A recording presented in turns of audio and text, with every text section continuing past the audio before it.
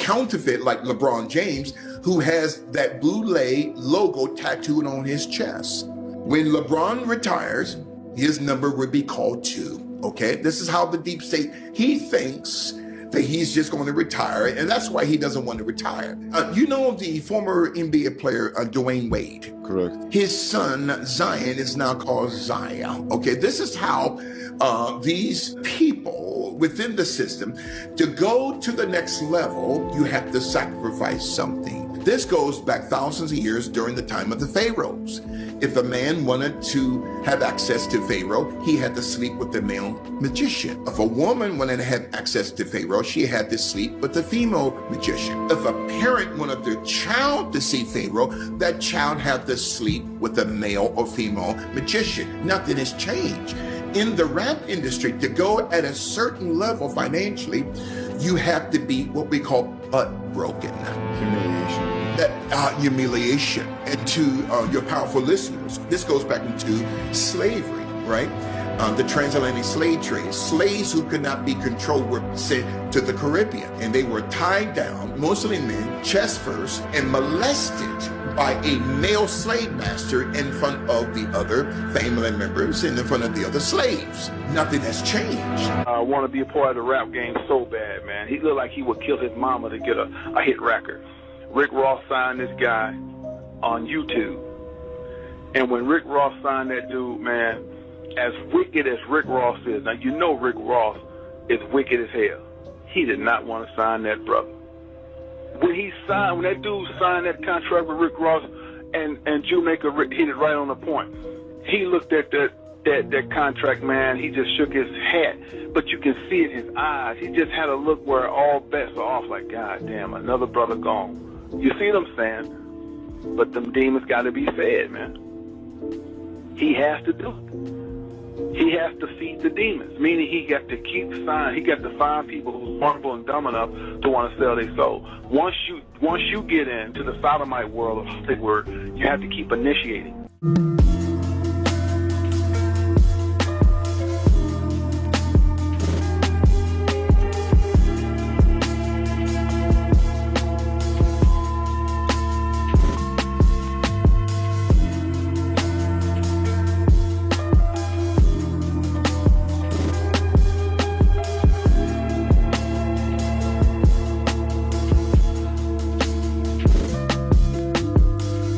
What you don't know is that the human race is being manipulated by a higher power that you can't see. There's human sacrifice in California, in Los Angeles. There's human sacrifice. Have you heard that is actually real? Oh, God, yeah, of course. There's human sacrifice goes on continually in Hollywood. There's human sacrifice. Children are being sacrificed. Why? It's simple. It's very simple. Because if they are going to help you, they can help you. The spirits have powers and know knowledge and powers and technology you don't know anything about. And so if he gives me, if I make a deal with him, I'll give him my body and my life and my soul. If you will give to me what I want to be able to do what you do. I want to dazzle people with. But why would you need to sacrifice another human or a child to gain that knowledge? That's because it's always been that way in religion. Anytime you go to a God in any religion and ask for something that he would give you, he wants something back. And so it's always been that way. Why do all the races of the world have gods that they sacrifice to? It's like the mafia. It's like underworld organization. Did I sell my soul? I sold my soul for you. Now figure that out. Talking about I sold my soul for you. For all you motherfuckers that's on here, that's asking me did I sell my soul, why the fuck is y'all on here if y'all think I sold my soul? Y'all coming right with me, you dummies. All y'all niggas went upside down cross. Even my little partners, man. Stop that shit while you look lame. All that worship the devil shit. Be with God, man. Now we see every one of these actors and music stars, they offer up a loved one. With Kanye, it was his mom. The baby, his older brother, right? And this is when they make that Faustian bargain, the deal with the devil. Going back to this doctor in the 1500s and this deal he made, this pact with the devil for success. Celebrities who have admitted to selling their soul. Angelina Jolie, in 2016, a secret tape of a 23-year-old Angelina Jolie confessing to an alleged Illuminati ritual she attended in 1999 surfaced on YouTube. The tape was secretly recording Jolie in a private conversation with close friends. At the beginning of the video, Jolie is heard telling her friends that she wanted to encourage different types of celebrities to join the initiations, but a lot of them misunderstood it as S&M. Jolie details what she went through during the ritual. Celebrities are tied up, forced to have sex, and tortured by other members. And then she had to sacrifice a snake at the end of it. Sometimes it might be a human, sometimes a snake. And the sex torture is part of sex magic. Bob Dylan, it goes back to that destiny thing. I made a bargain a long time ago, and I'm holding up my end. Bradley, who was interviewing Dylan, what was your bargain, Dylan, to get where I am now? Bradley, should I ask who you made that bargain with? Dylan, the chief commander. You ever look at music and say, wow, that you've written, and look back at it and say, whoa, that surprised me? I don't know how I got to write those songs. What do you mean you don't know how? They were, those early songs were like almost magically written. Darkness at the break of noon, shadows even the silver spoon, a handmade blade, a child's balloon, eclipses both the sun and moon. To understand, you know too soon, there is no sense in trying. Well, try to sit down and write something like that. There's a magic to that, and it's not Siegfried and Roy kind of magic. You know, it's a different kind of a penetrating magic. And you know, I did it. I did it at one time. You don't think you can do it today? Mm-mm. Does that disappoint you? I mean... Well, you can't do something forever, and I did it once, and I can do other things now, but I can't do that. Why do you still do it? Why are you still out here? Well, it goes back to the destiny thing. I mean, I made a bargain with it, you know, a long time ago, and I'm holding up my end. What was your bargain? To get where I am now. Should I ask who you made the bargain with? with you know, with the chief commander. On this earth? And on this earth, and then in a world we can't see. Bradley, on this earth, and then Dylan laughing, on this earth and the world we can't see. Now, many thought Dylan was talking about God, but he's obviously talking about the devil there. Katy Perry. In one interview, Katy Perry was asked about releasing a CD 10 years before she made it big in Hollywood as a singer. Her response was shocking.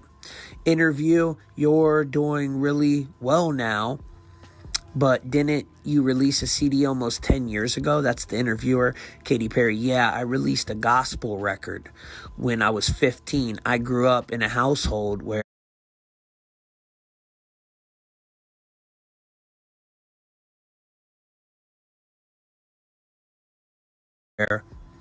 all I ever wanted to do was sing gospel music, and my parents are traveling ministers.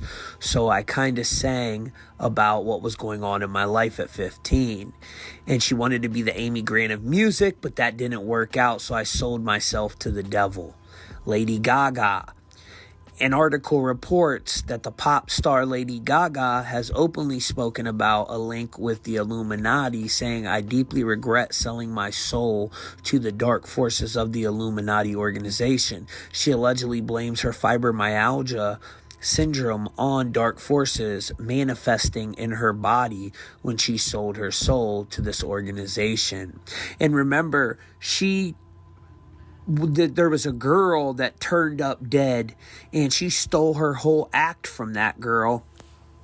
That was one of her first offerings to these dark magicians. Well, needless to say, sold my soul.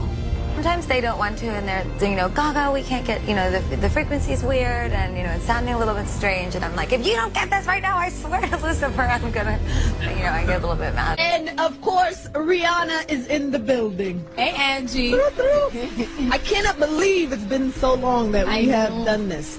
You know, I am misunderstood a lot at times. My music, my image, people have their whole thing about me, whether it be me being a devil worshiper or whatever. Besides them reading into my hand over my eye on my album cover.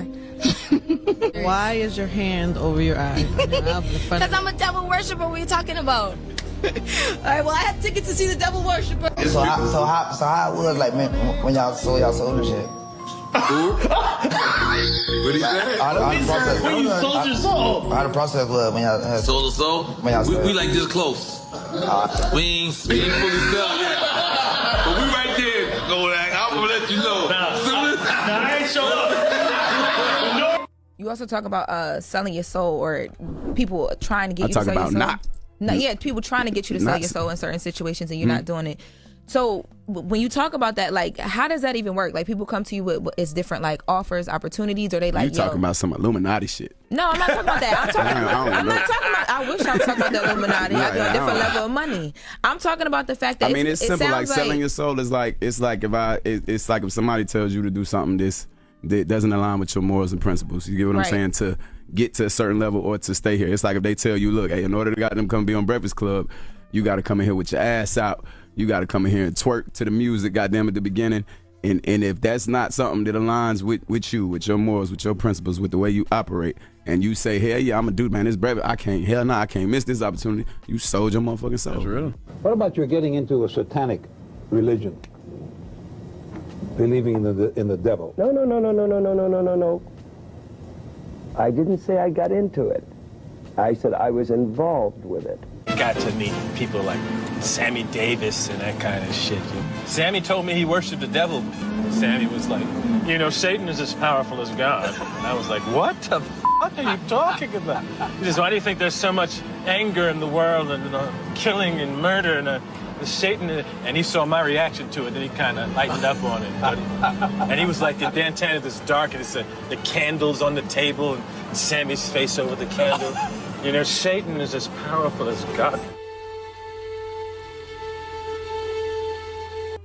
But when you give up your manhood, I've never seen somebody recover from it.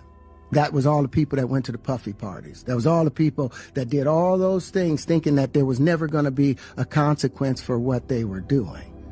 Get punked out and pimped out by some greater desire. You should have a greater desire than being a man. So you see some guys struggling with that. You see Bieber struggling with that. You see some of these guys struggling with that. They can't get it out of their head. They can't get it out of their head. The things that they did, no matter how they did it, whether they were drunk or high or whatever, you gave up your man card. You need therapy. And that's the thing that hurts them the most. And so they end up on drugs, end up every way to try and get rid of any principles there are. And that's what the business does. And the women that trade their bodies to go and get the role, they get to the point where they have their Oscar, they have their money, but they don't have their dream. They don't have the soul that they started with. So it's like achieving don't mean anything. If I get all the Nobel Prizes from doing all of this, but in the process I have to trade out all of my integrity to do it so that they can stay in place, what benefit is that if I lose my integrity? You got to go in as a principal. And what we were brought in here as men. We produce 1,500 sperm per heartbeat for a reason, because the aggression is necessary. You don't trade that in, no matter what. Hey, did you ever have the opportunity where you got invited and you said no to it? Hell yeah. What was the consequences when you said no? Puffy invited me for weeks, asking me to come and teach him how to, wanted me to be his acting coach for a while. Go there and he's sitting around just looking. I'm like, okay, what's the material you want to work on? He's just looking at me. Then next thing you know, okay, hey, will you help me? I want to hear your music. So I come over there and I play the music. And he's sitting there, just looking at me, like waiting. Okay. So then my assistant was like, You know, he wants to hang out with you next week. And I was like, for what? He's like, I think he's trying to f you. That's what my assistant said. And I was like, oh, okay. Now I get it. So now no more communication. Now you know to be hands off with somebody. A number of producers come in and make the approach, and you threaten to punch them in the mouth, or threaten to knock their head off for talking to you like, or looking at you like you're a woman. You know, when you approach a real man about his masculinity, you're going to get a real reaction back. It's a difference when a guy walks in a room and when a man walks into a room. And a man don't take the same things that a guy will accept. So always be the man in the room. And that's always been my whole thing, and have lost businesses because I don't bend over in that way. I don't compromise. I don't play gay roles. I don't kiss a man.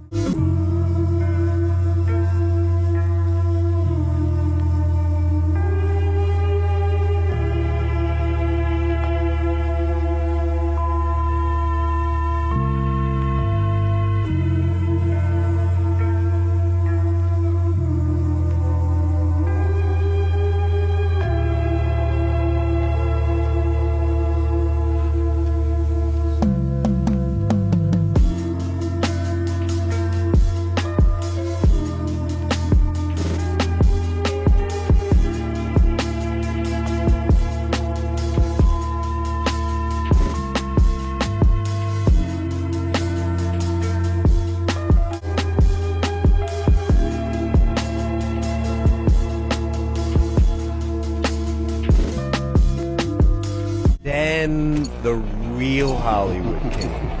All the producers, the musicians, the designers. Do you believe in God? I don't know what that God is.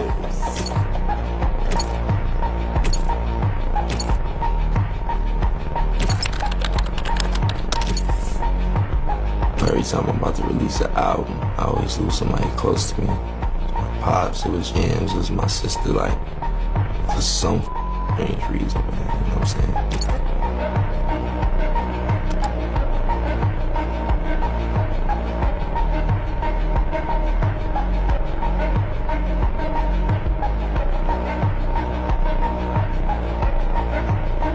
If y'all notice, every time I put out an album, it's like I lose somebody. Like I lost my pops with my first album, I lost James with my second album.